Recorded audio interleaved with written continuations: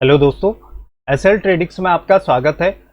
आज है 19 जून 2025 और सामने जो आपको चार्ट दिखाई दे रहा है, ये दिखाई दे रहा है निफ्टी 50 का इंडेक्स का चार्ट। इसका एनालिसिस करते हैं और समझने की कोशिश करते हैं कि कहां पर कॉल और कहां पर पुट साइड को एंट्री हमें मिल सकती थी ताकि हम मुनाफा कमा सकते। लेकिन उससे पहले हमें यह देखना होगा कि कल मार्केट में हुआ क्या था। कल मार्केट में प्रॉपर तरीके से सेलिंग आई हुई है और मार्केट ने यहाँ से इस एरिया से रेजिस्टेंस लेना शुरू किया और मार्केट नीचे आया और मार्केट ने यहाँ 24,750 पर सपोर्ट लेने की कोशिश की। और उसके बाद अगर आप देखेंगे तो ये जो प्राइसिंग है हमारी 24,800, ये हमारा कल की क्लोजिंग प्राइस थी। अब यहाँ पर एक ही चीज यह थी, मैंने कल भी बोला था कि जब इसके ऊपर मार्केट ट्रेड करेगा, ट्रेड करने के बाद जब ऊपर को जाना शुरू करेगा तो तब हम यहाँ पर अगर कोई यहाँ पर प्राइस एक्शन बनता तो हम यहाँ पर एक एंट्री मार सकते थे। अदरवाइज यहाँ पर सुबह कोई एंट्री नहीं मिल पाई क्योंकि 9:15 में कैंडल नीचे आती है और अगली 9:20 की कैंडल पूरी तरह से इसे खा देती है और सारे स्टॉप लॉस एक ही कैंडल में कट जाते हैं। उसके बाद अगर आप देखेंगे तो मार्केट क्या करता है, मार्केट 9 EMA के ऊपर चल रहा है। जो ये ब्लू लाइन है इसके ऊपर मार्केट चल रहा है। ऊपर चलने के बाद यहां पर अगर आप देखेंगे ये 9 EMA के ऊपर प्रॉपर कैंडल बनती है और 9 EMA के नीचे अगली जो कैंडल बनती है 10 बजे वाली, वो 9 EMA के नीचे आ जाती है, यानी कि जो उसकी ओपनिंग प्राइस है उसके नीचे आ जाती है। अगर मार्केट इसके नीचे गिरना शुरू करता तो मैं यहां पर एक कॉल साइड पुट साइड की बाइंग करता, लेकिन मार्केट यहां से आया नहीं। उसके बाद मैं यहां पर टर्मिनल के पास में था नहीं, मैं यहां से चला गया था। उसके बाद अगर देखें तो यहां पर एक, अगर इस एरिया पर देखेंगे यहाँ पर मार्केट क्या कर रहा है, मार्केट 9 EMA के ऊपर चल रहा है। 9 EMA के बाद क्या हो रहा है, 9 EMA से रेजिस्टेंस लेता है और यहाँ से फिर से ऊपर क्लोजिंग देता है और 9 EMA के ऊपर ट्रेड कर रहा है। 5 मिनट, 10 मिनट और 15 मिनट जैसे ही इसको नीचे ब्रेक करना शुरू किया है, इस एरिया को, मार्केट निगेटिव होना शुरू हो गया। अब उसके बाद यहां पर क्या हुआ था, यहां पर एक, अगर आप इंडेक्स के हिसाब से अगर देखेंगे आपको प्रॉपर यहां पर दिखाई देगा मार्केट क्या कर रहा है। ये 27 EMA की लाइन है। मार्केट 27 EMA के नीचे क्लोज करता है और फिर से यहां पर सपोर्ट बनाता है, ऊपर जाने की कोशिश करता है, लेकिन 9 EMA के ऊपर क्लोज नहीं करता है। उसके बाद क्या है, यहां पर एक रेजिस्टेंस बना लेता है। इस एरिया पर एक रेजिस्टेंस बनता है, अगर आपको दिखाई देगा ये हमारा रेजिस्टेंस हो गया। यहां से मार्केट फिर से क्या कर रहा है, नीचे गिर रहा है। अब हमारे पास एक ही विकल्प है, कॉल के लिए हम कब जाते, जब इसको ब्रेक करता या यहां पर कोई प्राइस एक्शन बनता, उसके बाद हम कॉल साइड को जा सकते थे। लेकिन हम कॉल साइड को तब तक नहीं जाएंगे जब तक कि मार्केट हाई ब्रेक करे, रीचेक करने आए, फिर उसके बाद जाना शुरू करता, तो हम यहां पर कॉल साइड को एक एंट्री बना सकते थे। लेकिन यहां पर क्या हुआ, यहां पर अगर आप देखेंगे ये मार्केट फिर से 9 EMA के ऊपर कैंडल क्लोज करती है, अगली कैंडल 9 EMA के नीचे आ जाती है, फिर मार्केट धीरे धीरे धीरे ऊपर जाती है। अब इस वाली अगर कैंडल को आप देखेंगे तो प्रॉपर 9 EMA के ऊपर जाती है। ऊपर जाने के बाद यहां पर क्या होंगे, स्टॉप लॉस होंगे, कुछ स्टॉप लॉस इस एरिया पर होंगे, यहां पर स्टॉप लॉस मिल सकते थे। अब यहां पर 9 EMA के ऊपर जैसे एक कैंडल क्लोज हुई, मैं हमेशा बोलता हूं कि 9 EMA के ऊपर पहले कैंडल को क्लोज होने दो, उसके अगली 5 मिनट की कैंडल देखो कि वो कर क्या रही है। अब 5 मिनट की कैंडल अगर नीचे बन गई, ये बन गई, रेड बन गई, रेड बनने के बाद क्या है कि यहां नीचे क्या है, सपोर्ट है, या तो सपोर्ट ब्रेक होना शुरू हो। लेकिन यहां पर फिर से क्या कर रहा था, इस वाली कैंडल पर मार्केट सपोर्ट ले रहा था। जैसे ही ये कैंडल नीचे क्लोज हुई, अगर इसके आप प्राइस एक्शन देखोगे ऑप्शन चार्ट पे तो आपको समझ में आएगा कि मार्केट यहां पर टूट रहा था। यहां पर क्या था कि कॉल बायर यहां पर इस वाले एरिया पर नहीं था और मार्केट एक बार क्या करता है, डिप करता है। लेकिन मैं तब भी यहां पर मैंने नहीं खरीदा था। इसलिए नहीं खरीदा था, अगर आप यहां पर देखेंगे OI चार्ट को, अगर आप देखेंगे, ये देखिए ये वाला एरिया अगर आप देखेंगे, यहां पर करीब आपका 4 करोड़ लोग यहां पर ऑप्शन डाटा ये दिखा रहा था कि इस एरिया पर सपोर्ट है मार्केट के पास। तो इसलिए मैं जब यहां पर जब ये कैंडल बन गई थी तो मैं यहां पर टर्मिनल मैंने खोला तो तब तक ये कैंडल बन चुकी थी, तो यहां पर मैं एंट्री नहीं मार सकता था। अगर मुझे एंट्री मारनी थी मैं इस वाली कैंडल पर मार लेता, लेकिन इस वाली कैंडल पर मैं एंट्री नहीं मार सकता था। उसके बाद मार्केट नीचे आया। अब यहाँ पर आपको ओआई डाटा भी देखना होगा। ओआई डाटा यहाँ पर क्या था, सपोर्ट है और इस एरिया पर रेजिस्टेंस है। ये यहाँ पर देख रहे हैं रेड लाइन जो है ये हमारा रेजिस्टेंस दिखा रहा है, यह हमारा सपोर्ट दिखा रहा है। तो यहाँ पर क्या हुआ था, जब मार्केट फिर से सपोर्ट के पास में आया, सपोर्ट लेकर के मार्केट ऊपर जाने की कोशिश की, ये 9 EMA के ऊपर कैंडल क्लोज होगी। अगली कैंडल क्या हुई, नीचे आ गई। नीचे आने के बाद इस वाली कैंडल ने 1:20 वाली कैंडल ने यहां पर सपोर्ट लिया था। अभी मैं प्राइस एक्शन में आपको दिखाऊंगा कि यहां पर मेरे हिसाब से सेटअप बन रहा था। जब सेटअप बन रहा था तो मेरी एंट्री जो थी मैं उसको भी दिखाने की कोशिश करूंगा और मैं अपने स्टॉप लॉस को भी दिखाने की कोशिश करूंगा। ये एरिया मेरे लिए क्या है, रेजिस्टेंस है। अब मार्केट को क्या था, मार्केट को इस एरिया पर ही ट्रेड करना चाहिए था। ये ब्रेकआउट हो गया था। ब्रेकआउट होने के बाद मार्केट अगर यहां ट्रेड करता, ट्रेड करने के बाद इसको ब्रेक करता, तो मैं यहां पर कॉल साइड की एंट्री बनाता फिर से, और मेरा टारगेट होता यहां तक का, यानी कि 24,850 तक का मेरा टारगेट होता। लेकिन उससे पहले अगर आप देखेंगे तो ये वाली कैंडल जो थी 1:20 की कैंडल, यहां पर मुझे सिर्फ इंडिकेशन देती है कि यहां पर सपोर्ट मार्केट को मिल रहा है। अगर मार्केट इसके ऊपर क्लोज करती है, इस वाले के ऊपर अगर क्लोज करती है, तो मैं यहां पर एक एंट्री मार सकता हूं। अब हुआ क्या, जैसे ही मार्केट ऊपर गई, ये वाली कैंडल बनी, इसने मुझे कंफर्मेशन दी कि यहां पर सपोर्ट ले रहा है मार्केट। उसके बाद क्या होता कि मार्केट जैसे ही इस कैंडल के ऊपर क्लोज होती है, तो मैंने इसके स्टॉप लॉस से, ये इस वाले एरिया के स्टॉप लॉस से इस वाली कैंडल पर मैंने एक एंट्री बनाई।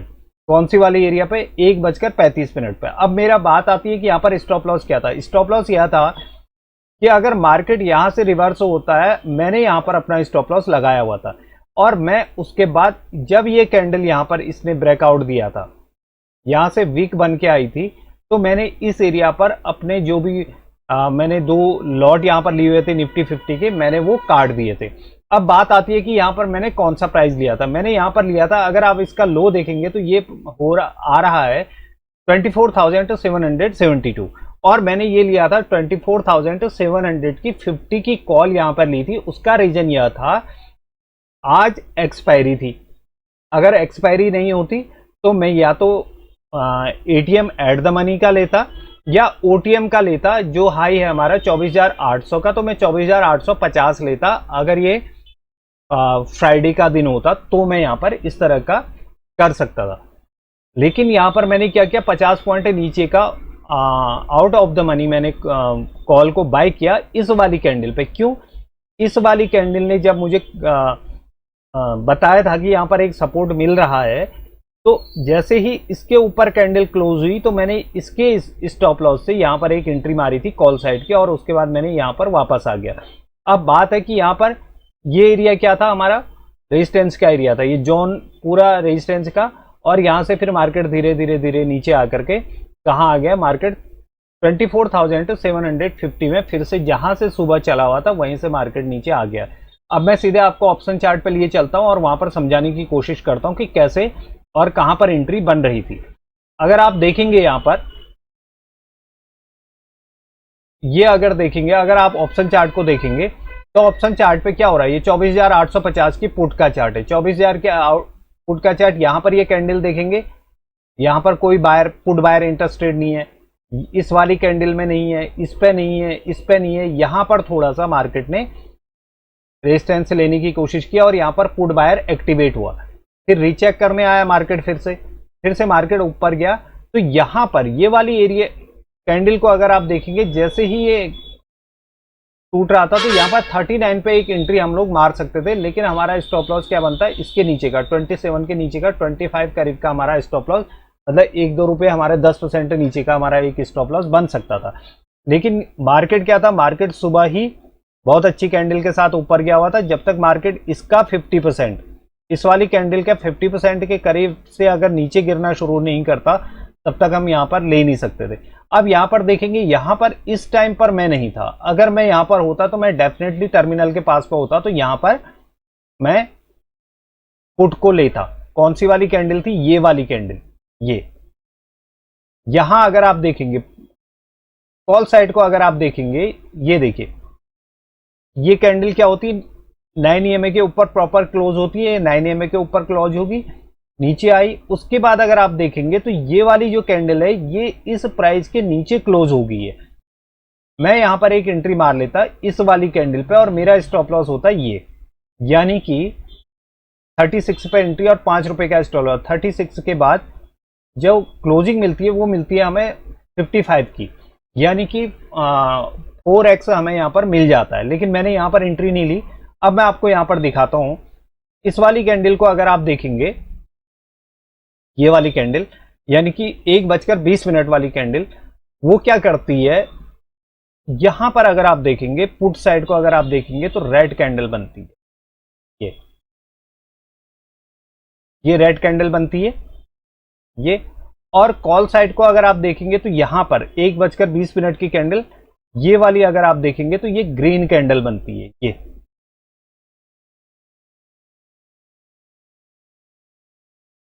ये देखिए ये ग्रीन कैंडल बनती है।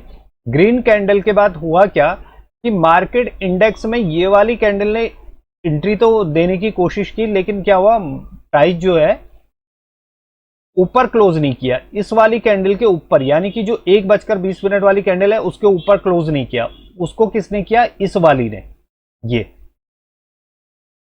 इस वाली ने। जैसे ही यहां पे किया तो मैंने क्या किया, यहां पर एक लिमिट ऑर्डर लगाया 59 का।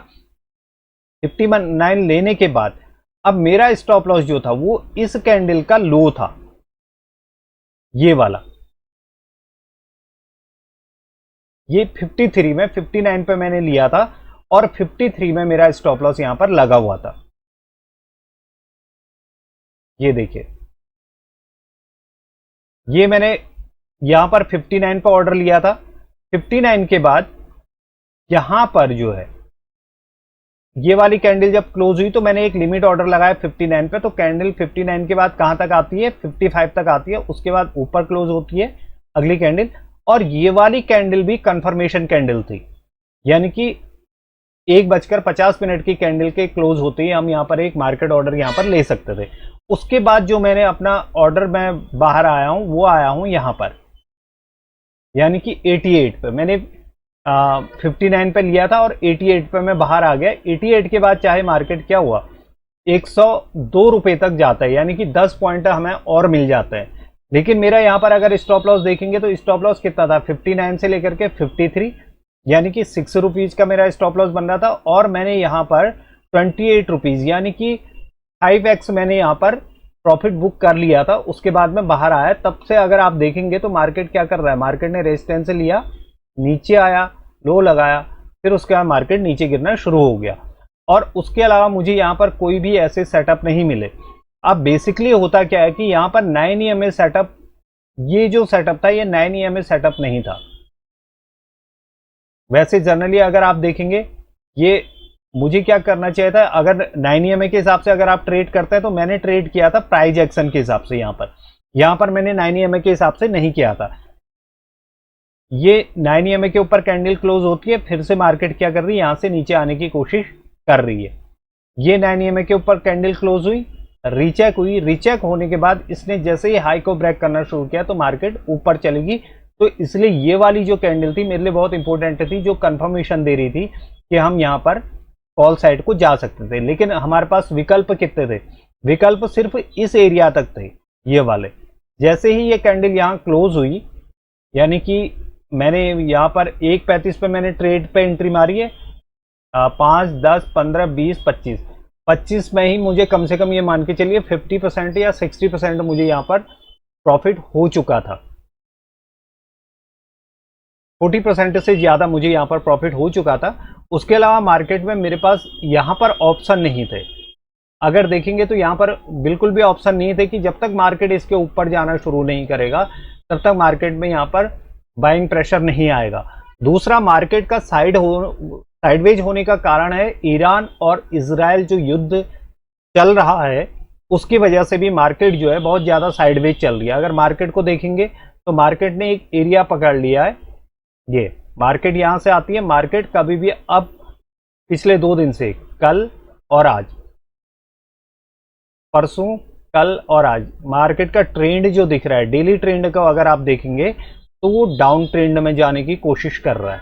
ये मार्केट जब तक इसके ऊपर नहीं जाएगा या इसके ऊपर आज का जो हाई है इसको ब्रेक करे, यहां ट्रेड करने के बाद ऊपर को नहीं जाएगा, तब तक यहां पर कॉल बायर एक्टिवेट नहीं होंगे प्रॉपर तरीके से। जो सेलर हैं, जो ये पुट राइटर हैं और कॉल राइटर हैं, वो एक्टिवेट नहीं होंगे। इसलिए हमेशा चार्ट को अगर आप पढ़ने की कोशिश करेंगे, समझने की कोशिश करेंगे, तो आपको समझ में आएगा कि मुझे कहां पर और क्यों एंट्री मारनी है। सबसे पहले आप यह मान के चलिए कि आपका स्टॉप लॉस बन कहां पर रहा है। अगर आपको अपना स्टॉप लॉस नहीं दिखाई देगा तो आपको बहुत अधिक प्रॉब्लम हो सकती है। जैसे यहां पर अगर आप देखेंगे, ये मेरा सेटअप बन चुका था, यहां पर मार्केट नीचे आ चुका था, लेकिन मैं यहां पर इस कैंडल के क्लोज होते ही मार्केट ऑर्डर नहीं ले सकता हूं। इस पर मार्केट ऑर्डर मैं नहीं लूंगा कभी भी, क्योंकि ये बहुत लंबी कैंडल है। यहां पर स्टॉप लॉस हमारा बहुत बड़ा बन जाता है। तो मैं कोशिश करूंगा कि करीब इसके 50% के करीब से नीचे गिरना शुरू करे तो यहां पर एंट्री मारी जा सकती है पुट साइड को। लेकिन आप अपने स्टॉप लॉस का हमेशा ध्यान रखिए कि मुझे कहां पर स्टॉप लॉस देना है और कितने पॉइंट का मुझे स्टॉप लॉस देना है, 10 पॉइंट, 20 पॉइंट, 25 पॉइंट। तो आप जब अपने हिसाब से कैलकुलेशन करना शुरू करेंगे तो आपको समझ में आएगा कि मुझे कहां पर एंट्री मारनी है और क्यों एंट्री मारनी है, मेरा स्टॉप लॉस कहां पर बन रहा है। जैसे मुझे यहां पर दिख रहा था कि मेरा स्टॉप लॉस यहां पर बन रहा है, मैं यहां पर स्टॉप लॉस काट दूंगा, उसके बाद मैं ट्रेड नहीं लूंगा, बशर्ते कि मार्केट क्या है, मार्केट का ट्रेंड क्या था, मार्केट का ट्रेंड डाउन ट्रेंड था। ये यहां पर डाउन ट्रेंड था। यहां से अगर देखेंगे मार्केट यहां सपोर्ट लेता है, ऊपर जाता है, यहां से फिर से तोड़ने की कोशिश करता है। ये जो कैंडल थी, ये कंफर्मेशन कैंडल थी कि जैसे ये कैंडल क्लोज हुई, यहां पर आप एंट्री मार सकते थे। जैसे एंट्री मारते आपका स्टॉप लॉस ये वाला एरिया, यहाँ पर इस वाले एरिया को लेकर के चलते तो आपको यहाँ पर अच्छा खासा मुनाफा होता। अगर बाई चांस इसकी मैं अगर बात करूँ, यहाँ पर एट द मनी अगर आप लेते तो एट द मनी में आपको बहुत ज़्यादा यहाँ पर फायदा होता। एट द मनी मैं आपको दिखाने की कोशिश करता हूँ, यानी कि ये 24,800 की अगर आप कॉल खोलेंगे, 24,800 की अगर आप कॉल खोलेंगे तो यहाँ पर आपको बहुत अच्छा फायदा होता।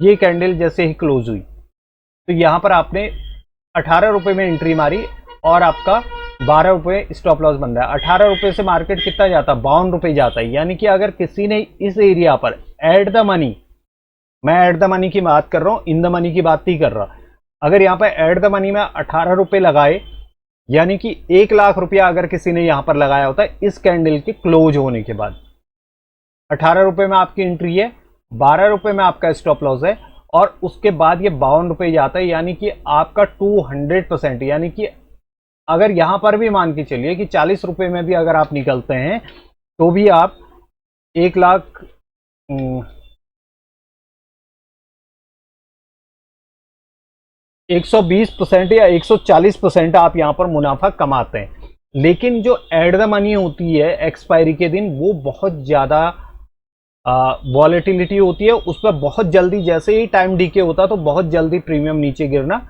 शुरू हो जाता है। इसलिए हमेशा कोशिश करिए कि आप इन द मनी में ही ट्रेड करिए।